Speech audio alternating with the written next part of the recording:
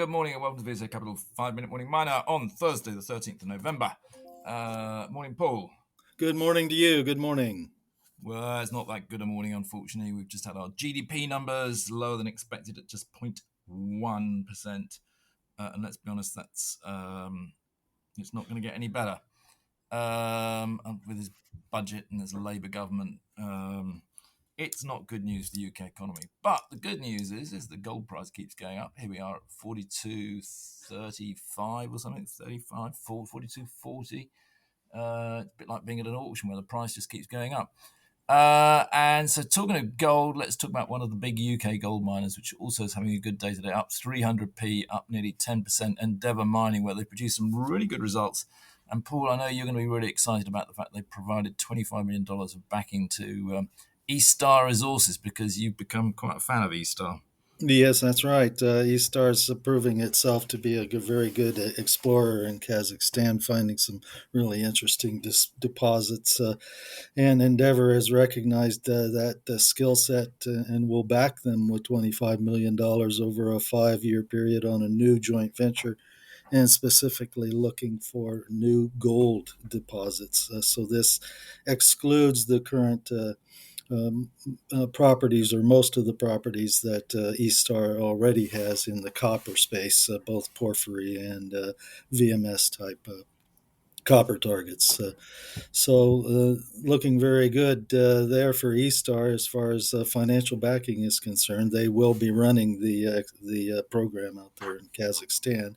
It's a step out of Africa, West Africa specifically, for Endeavour Mining, where their Q3 results were also released, and they were looking pretty good as well. Um, Looking at all-in sustaining costs of $1,362 year to date US, which is right in line with estimates. Production of 264,000 ounces beat consensus as well. Due to better performance out of the Houndé and Ity mine operations in West Africa. They are real confident that they will meet guidance for the full year as well. Everything's looking shiny for the gold producers for sure. It certainly is. Now, whilst let's move on, there's been a few other results as long as Endeavour. Atalya Mining had some results today. This obviously is I suppose, the nearest comparison to our three-legged camel that we talk about quite a lot. Just talk through those, Paul. Yes, that's right. The instrument that caught my eye on the announcement is their grade, copper grade processed went up, which was a good sign.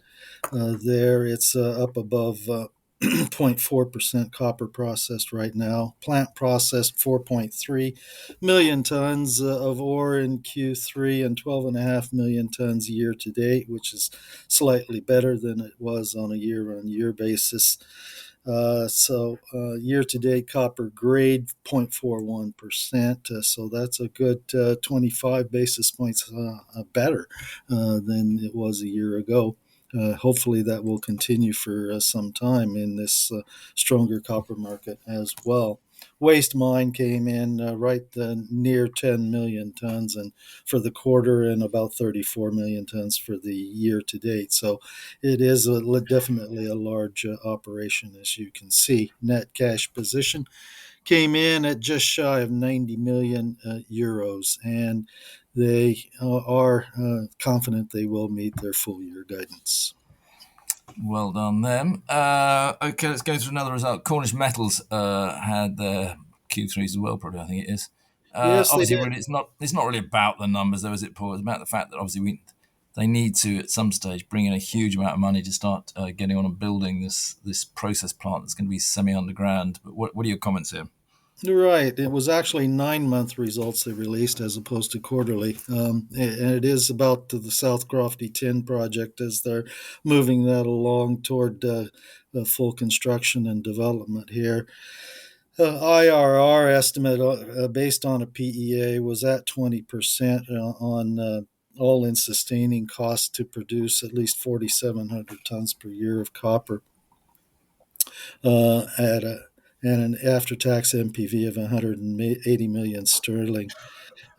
They reported a net loss otherwise for the period $10.5 million due to the increasing of the CapEx spend in order to get it prepared for production. But they do have a nice cash position here, not quite $60 million at this point. So making good progress. Oh, yeah, they're not going short at the moment, but there's a lot more to be done. Worth commenting probably Canada Nickel, which is a company over on the TSX that we follow quite a lot, run by Mark Selby.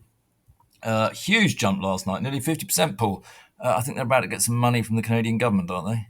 Well, certainly that's the speculation across the Canadian media is that price movement started about 24 hours ago in the marketplace.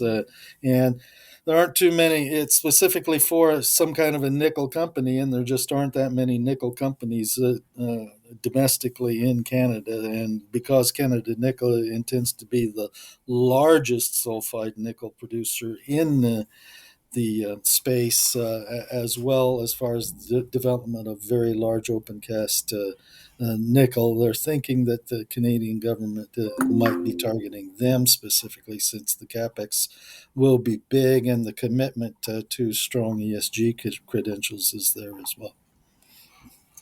Yeah, it's maybe worth commenting. In fact, last night we had the CEO of Serval Resources in our offices, Robin Birchall, who's quite well known around the tracks, was a banker for a while.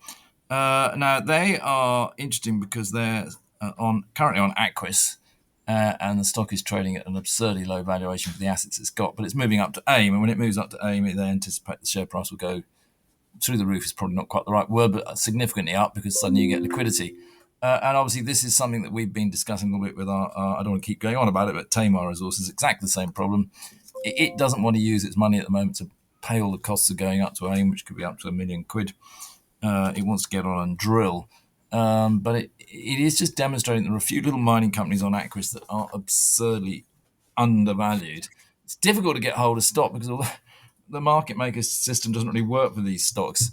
And you have to just go in and buy little bargains of sort of 500 quid at a go. But there is a handful of there that are just the wrong price completely. Anyway, that's Serval Resources. I'm sure we'll be hearing more about that as they raise more money, which they're going to as they go up to IPO. That's all public, by the way. It's some very interesting assets, isn't it, Paul?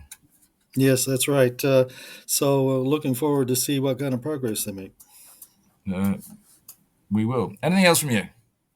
Real quickly, just to say that Ariana Resources put out some drilling results on their Tavşan mine, which is the one that's ramping up production at this point in Turkey, where they hold a 23% interest in that project. 71-hole program, Tavşan North, with high grade hit in several holes. 5 meters at 7 grams, 8.5 meters at 3.7 grams, 7 meters at 4 grams.